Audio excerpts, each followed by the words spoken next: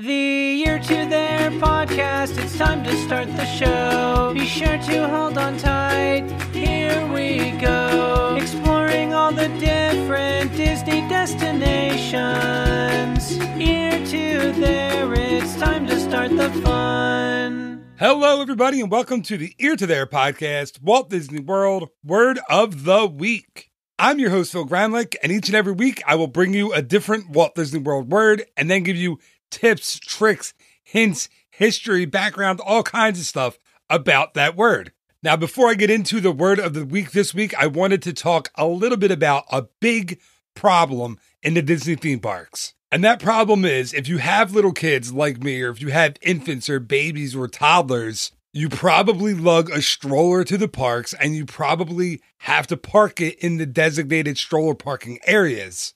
The problem is, so do about 1,000 other people. So how do you find your stroller, especially once it's moved from where you parked it in those designated stroller areas? Well, I have the answer for you, and it is called the Stroller Spotter. This is a very lightweight, very easy to pack plastic tube that attaches to the handle of your stroller. It illuminates with several different colors, which makes it extremely easy to spot during the day or especially at night. Stroller Spotter even sells antenna toppers and illuminated toppers for the Stroller Spotter as well. So it makes it super, super easy to find your stroller once you park it somewhere in the Disney parks. These are awesome. I use them with our strollers in the parks. To get yours, head over to eartotheirtravel.com/stroller spotter. And you'd be helping me out as well because I get a commission through that link. So thank you so much for thinking about it, for looking at it, and for purchasing your Stroller Spotter. Okay, on to the show. This week's Walt Disney World Word of the Week is brought to you by the letter X. X for X, as in ex Atencio. And if you don't know that name, if it's not a household name in your house, it should be. Ex Atencio is a legendary, well, he's legendary because he is a Disney legend, but he's a legendary animator and artist and Imagineer in the Disney company. Just wait until you hear his list of accomplishments. You're going to be blown away. And I love his story because it's such an unlikely story, which is that it's almost the same story as so many different Imagineers and executives and people like that in the Disney company. So many people in the Disney company, so many legends in Walt Disney World and Disneyland and Imagineering didn't become famous for what they had started out doing. That'll make sense in a minute. Let me get to the story of Ex Atencio, and you can you'll see what I mean. So Ex Atencio was actually born Francis Xavier Atencio in Colorado in 1919. So he is one of our true living legends of the Disney company. He is actually 97 years old at the time of this recording. So after he graduated from high school in Colorado, X moved out to California to go to art school at the Chouinard Art Institute. Now, I've talked about this art school before on this podcast. A lot of famous Disney animators actually went to school here or worked here at the Chouinard Art Institute. So it has a very strong Disney connection. So X had taken an animation class, and after the classes, sometimes at night, representatives of or from the Disney studio would come down to the Institute and work a little bit with the students. Well, a couple of those representatives, a couple of the instructors told a group of students to get their portfolios together and that they would take them to the Disney studio. So X thought he would never get a job at the Disney studio. But over the summer, that summer he tried. He went to the studio, which, remember, already had his portfolio. And he saw a gentleman there by the name of George Drake. So George Drake told him to have a seat and he would be right with him. After George left the room, 3 other students from the Chouinard Art Institute came in. And X figured, well, I'm never going to get this job now. A few minutes later, George came back out and said, listen, X, we've looked at your portfolios. We like what we saw. Would you like to come and work for us? And that is how X got his start at the Disney company. So he started his career with the Disney company as an in-betweener. An in-betweener seemed like the job that they gave the kids fresh out of college or out of high school at the studio. As a matter of fact, Rolly Crump, another Imagineer that I have had on the show back in episode 11, way back on episode 11. Again, I was not prepared and not good enough at this podcasting thing to interview him at that point. But Rolly got his start as an in-betweener as well. And basically what that means is the animators, the best of the best in the studio, only animated certain scenes. So they would do, say, some of the main scenes, and then the in-betweener would come in and do the drawings, do the animations in between the major scenes. The in-betweener did not get a credit on the film. They didn't see their name in the rolling credits after the movie. So it wasn't a glamorous way to start with the company, but it was a start with the company. Now, X did get the job as an in-betweener in 1938 at only the age of 18. In his first couple years with the company, he actually worked as an in-betweener on Pinocchio for the Monstro scenes. So this is where X starts getting super, super famous already, right? He animated Monstro in Pinocchio. That enough, for me, is enough to call him a Disney legend. But wait, there's a lot more. Now, somewhere between 1938 and 1941, he had the chance to meet Walt Disney for the first time. I actually read in an interview that he met Walt outside an elevator while they were both waiting for one. And he got up the courage to say, "Hi, Walt." And Walt Disney looked over at him and said, "Hi, X, how you doing?" Well, X said he almost bent down to kiss Walt's boots because he couldn't believe that a man that important knew his name. Of course, unfortunately for Walt and for X, in 1941, the animators' strike happened, where an awful lot of the animators from the Disney studio and other employees of the Disney studio went on strike for 5 weeks against the Disney company. After that was over, the company gave X a call and asked him to come back in and resume working, but he had just found out he had been drafted by the military and was going to World War II. And he actually served 2 years in England and 1 year in Greenland before coming back to the Disney company. When he did come back to the company, he worked alongside animator Wooly Reitherman as an assistant animator on various shorts, some of them featuring Jiminy Cricket. And eventually he worked with another future Disney legend, Ward Kimball, on a film called Toot, Whistle, Plunk, and Boom.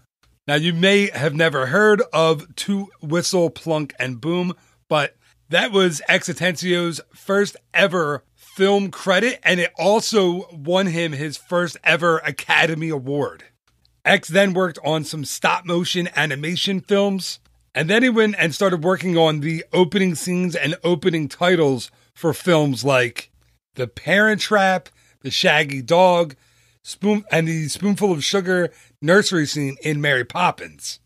Then in 1965, X got a call from Walt Disney to come up to his office. And when he got there, Walt told him, "Well, X, I've been trying to get you up to WED for a while now, and now seems about the right time." So X packed up his stuff and moved to WED. Of course, WED was the early days of Walt Disney Imagineering. It stood for Walter Elias Disney. And in his earliest days at WED, nobody really knew what to do with X Atencio. So in his earliest days, he kind of hung around Claude Coates, another Disney legend, of course, and helped him work on the Primeval World scene for the Disneyland Railroad. After he had done that, he got a call from Walt, who called him in and told him that he wanted X to write the script for Pirates of the Caribbean. Now, X had never done a script before. He had done storyboards, but Walt Disney had this way of getting exactly what he wanted out of the people that worked for him. So X put on his pirate hat, as he said, and went to work and learned everything he possibly could about pirates. The first scene he actually wrote was the Auctioneer Scene. And when he sent that over to Walt, in his very enthusiastic way that apparently only Walt could, said, "That's fine, keep going." So after a while, after working on the script and the sets for Pirates of the Caribbean, they made a mock-up at the studio of Pirates and pushed Walt on a cart through the attraction. When they got to the Auctioneer Scene, you could hear several voices all at the same time in different volumes. So you heard one pirate say, "What do I get for this buxom wench?" And then at the same time, there was another pirate screaming 6 bottles of rum and all kinds of other noises and sounds going on in that scene. So X apologized to Walt and said, "Listen, we can't make out the audio clearly. I'm sorry about that." And Walt said, "Look, when you go to a cocktail party, what do? You tune in on one conversation, and then you stop and you tune in to a different conversation." So he said, basically, every time someone comes through here, they're going to hear something new. And that right there was kind of the genius, in my opinion, of course, of Walt Disney. He could see that factor of repeated rideability already when he was on a mock-up of the attraction. There was no boats. There wasn't even a boat yet, but he knew and he saw it and he could feel that already. It's just amazing. Now, one thing I did want to mention here in this episode is that X was asked years later about that auctioneer scene. Of course, it's one that he was personally responsible for. And he was asked if Walt ever had any hesitation about including things like that in the attraction. And X responded, yeah, that he did. And Walt did understand it and he was concerned about it, which is why behind the auctioneer, behind the brides, it said, "Take a bride." So he said that eliminated the idea that they were there for a quote unquote hanky-panky and that the pirates were looking for a bride or a mate and not anything different than that. So he said that is what took the attention off of the attraction from being very vulgar. Anyway, in July of 2017, when I'm recording this, we all know what is set to happen to X's auctioneer scene. Okay. So one other cool story that comes out of Pirates of the Caribbean for X is he actually wrote Yo Ho, Yo Ho, A Pirate's Life for Me. So apparently at one of the meetings with Walt about the attraction, he said, "You know what, Walt? I think we need a song here."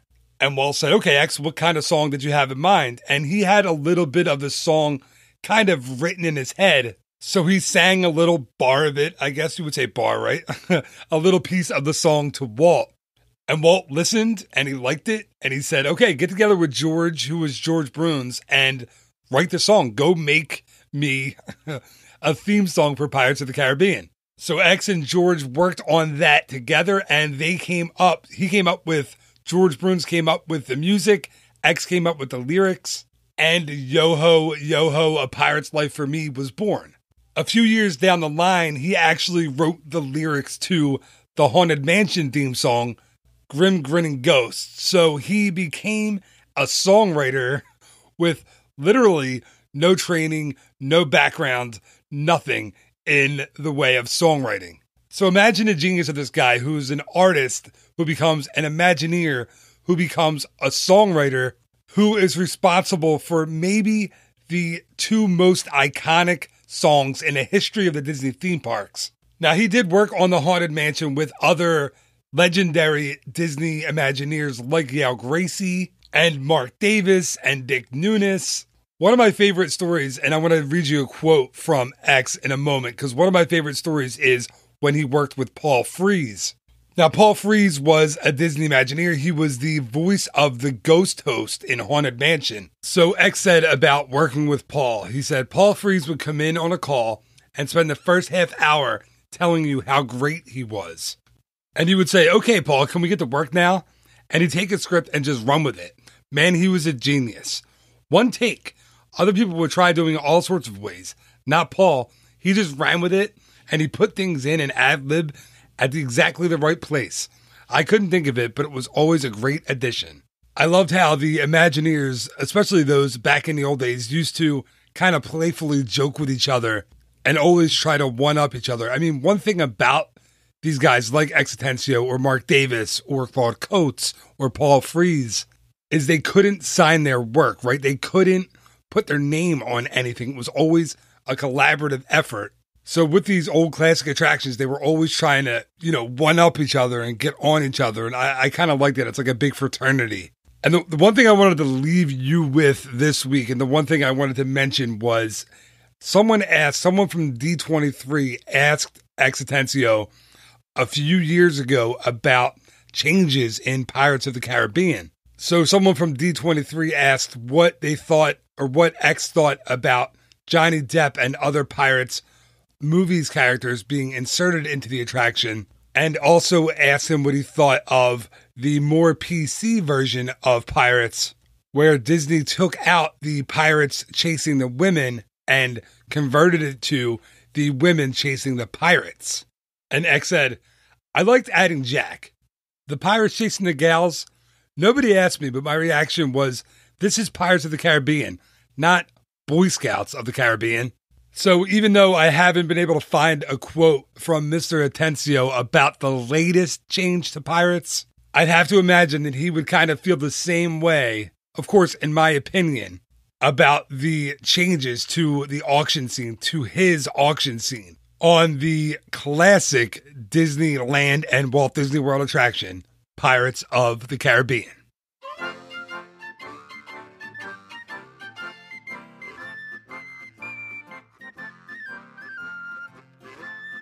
And that is going to do it for this week's Ear to There podcast, Walt Disney World Word of the Week. As always, thank you so much for listening. It is always greatly, greatly appreciated. I hope you enjoyed this episode. This was a fun one. I kind of went back and forth on what to do for X. Actually, and this is embarrassing to admit, I didn't think there was enough information out there about X Atencio to do a full Word of the Week episode about him, but man, I was wrong.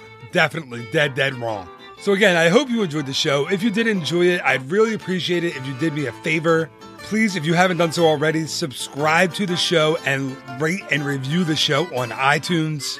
I've made a tutorial to make it super easy for you to do that. Head over to eartotheretravel.com/iTunes. And there's a step-by-step walkthrough there to show you how to do that. So again, the website is eartotheretravel.com/iTunes. And just remember, there will be a new Word of the Week each and every Wednesday morning, as well as a new episode of the regular Ear to There podcast, and that'll be each and every Monday morning. So until next time, thank you again for listening. Have a phenomenal week. Watch out for Pirates and the 999 Happy Haunts. Bye-bye.